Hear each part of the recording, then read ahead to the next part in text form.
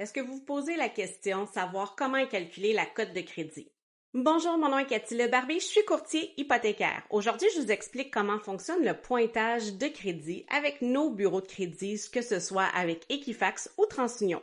Ce qu'il faut savoir avec les pointages de crédit, c'est qu'ils sont conçus pour savoir la probabilité qu'une personne fasse le remboursement correctement de ses emprunts, que ce soit une dette de carte de crédit, un prêt auto, une marge de crédit, un prêt étudiant ou un prêt hypothécaire. Pour établir un pointage de crédit, en fait, il y a plusieurs facteurs qui vont être pris en considération. Votre historique de paiement, le montant qui est utilisé par rapport à la limite qui est autorisée, la longueur de votre historique de crédit, ça fait combien d'années que vous avez un bureau de crédit qui est ouvert et vous avez quel âge? La combinaison des crédits que vous avez. Est-ce que vous avez seulement une carte de crédit? Ça, c'est un crédit rotatif. Est-ce que vous avez un prêt auto? C'est un crédit à tempérament parce que c'est un paiement fixe qui est égal tout le temps à tous les mois, tandis qu'une marge de crédit ou une carte de crédit, c'est jamais le même montant à chaque mois. On appelle ça du crédit rotatif parce que chaque fois que vous remboursez une partie, vous pouvez quand même aller retirer de l'argent encore, dans le fond, selon la limite qui est établie. Il y a plusieurs types de pointage au niveau du crédit, que ce soit pour Equifax ou TransUnion.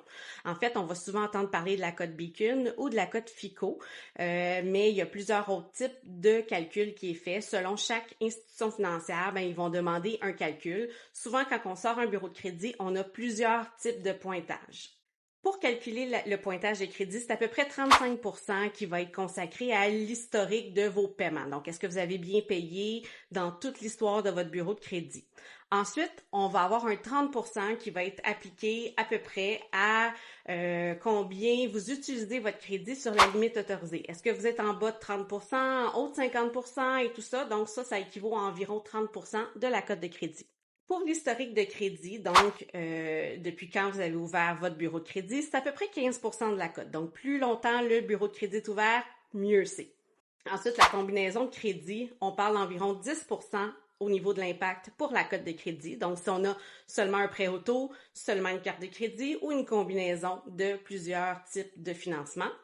Et finalement, les demandes de crédit. Donc, à chaque fois qu'on fait une demande au niveau du bureau de crédit, ça a un impact d'environ 5 à 10% sur la cote. C'est important de faire attention à son crédit et de toujours en prendre soin parce que c'est sûr que ça a un bon impact au niveau d'une demande.